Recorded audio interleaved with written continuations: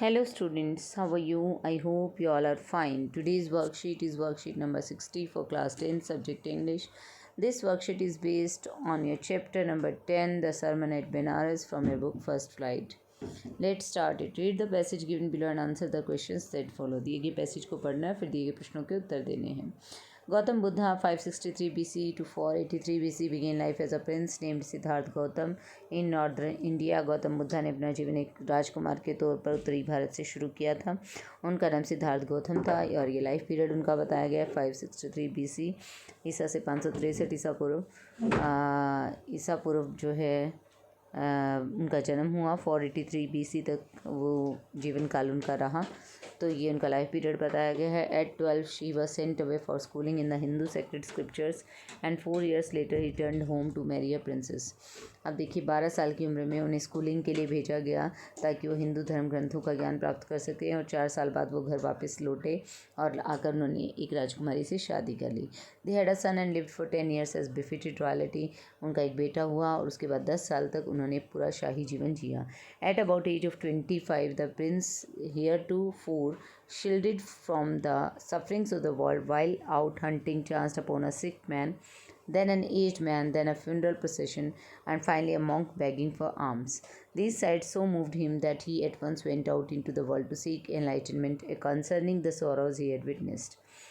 अब देखिए उन्होंने जब एज ऑफ 25 में वो पहुँचे, 25 साल के जब हुए, एक राजकुमार के तौर पर उन्हें अब तक जो भी संसार की दुख थे, पीड़ा थी, उनसे अलग रखा गया था, उनसे बचा कर रखा गया था. एक शील्ड थी बीच में जो एक परत का काम करती थी. उन्होंने आज तक कोई दुख दर्द नहीं देखा था. लेकिन एक बार जब वो शिकार पर गए तो उन्हें एक बीमार आदमी से मिले. वो बीमार आदमी को देखा, फिर एक बूढ़े आदमी को देखा, फिर उन्होंने एक जो है शव यात्रा देखी और उसके बाद एक भिखारी को देखा, उन्हें साधु को देखा जो कि भीख मांग रहा था, आर्म्स यानी कि सिक्के, तो भीख मांग रहा था. This side so moved him. इन दृश्यों को देखकर वो इतने द्रवित हुए कि वो विश्व जो है अपना एज अ प्रिंस जो लाइफ थी उनकी, उसको छोड़कर, सब कुछ छोड़कर वो विश्व में जो है ज्ञान की खोज में, एनलाइटनमेंट की खोज में निकल दिए और वो जानना चाहते कि जो भी दुख उन्होंने देखे हैं उनका कारण क्या है. अब इसी बेस पर आपको क्वेश्चन दिए गए. Who was Siddhartha. First question आपका है कि सिद्धार्था कौन थे. तो यहाँ पर आंसर रहेगा Siddhartha was a prince in northern India born before 600 BC. देखिए 600 ईसा पूर्व जो है उनका जन्म हुआ था और एक प्रिंस थे वो उत्तरी भारत के अंदर. एग्जैक्टली आपको डेट लिखनी है तो आप लिख सकते हैं. 58 जो है यहाँ पर दिया गया 563 BC जन्म हुआ था. तो हमने यहाँ पर एक आपको राउंड अबाउट बता दिया कि 600 BC उनका जन्म हुआ था. वो एक प्रिंस थे. What did he do at the age of 12 years. 12 साल की उम्र में उन्होंने क्या किया. सेकंड क्वेश्चन आता है आपका. At the age of 12 he was sent away for schooling in Hindu sacred scriptures. और 12 साल की उम्र में उन्हें स्कूलिंग के लिए भेजा गया था ताकि वो धर्म ग्रंथों का ज्ञान प्राप्त कर सकें.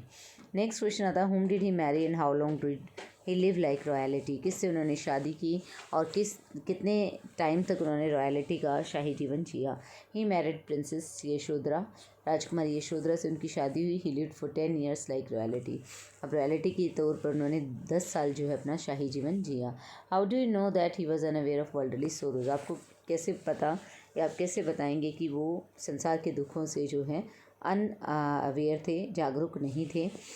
As a prince he was kept away from sufferings of the world. जब वो प्रिंस के तौर पर थे, जब वो राजकुमार थे, तो उन्हें दूर रखा गया था विश्व की सारी पीड़ाओं से. उन्होंने कभी भी दुख दर्द को नहीं देखा था, इसलिए वो अनअवेयर थे. वो all did he see on a hunting expedition one day. जब वो शिकार के लिए एक दिन गए तो उन्होंने क्या क्या देखा. He saw a sick man. एक बूढ़ा आदमी सिक मैन एक बीमार आदमी देखा. एन एज्ड मैन एक बूढ़ा आदमी देखा. फ्यूनरल प्रोसेशन एक शव यात्रा देखी. An a monk begging for alms. और एक साधु को देखा भिक्षा मांगते हुए.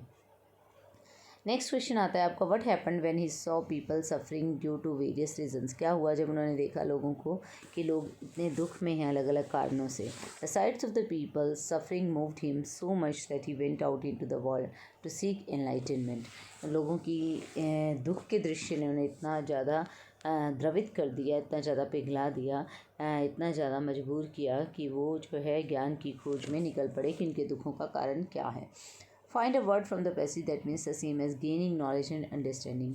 नॉलेज प्राप्त करना, ज्ञान प्राप्त करना, अंडरस्टैंडिंग जो है गेन करना, इसके लिए कौन सा वर्ड यूज़ हुआ पैसेज के अंदर, तो वो वर्ड यूज़ हुआ है एनलाइटनमेंट।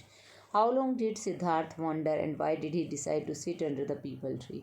कितने समय तक सिद्धार्थ भटकते रहे और वो लास्ट में पीपल ट्री के नीचे क्यों बैठे। Siddhartha Gautam wandered around for 7 years, 7 साल तक भटकते रहे, and finally sat down under peepal tree where he want to stay until he reached enlightenment. तो उन्होंने वहाँ पर वो उसके नीचे बैठ गए। उन्होंने शपथ ली कि वो वहाँ तब तक ठहरे रहेंगे जब तक उन्हें ज्ञान की प्राप्ति नहीं हो जाती। What name did he give to the peepal tree and why. क्या नाम दिया उन्होंने पीपल ट्री को, क्यों। ही रीनेम्ड, यहाँ पर जो है आपका रीनेम्ड का स्पेलिंग मिस्टेक हो गया, इसको आप करेक्ट कर लेना, ये स्पेलिंग नहीं रहेगा रीनेम्ड का। रीनेम्ड का स्पेलिंग हो RENAMED, ये होगा रीनेम्ड का स्पेलिंग, तो इसको आप करेक्ट कर लीजिएगा। नेक्स्ट आता है he renamed the peepal tree as Bodhi tree which means the tree of wisdom. उन्होंने बोधि ट्री नाम दिया और जिसका मतलब था बुद्धिमता का पेड़, because he gained enlightenment under the tree, क्योंकि उन्हें वहाँ उस पेड़ के नीचे ज्ञान की प्राप्ति हुई।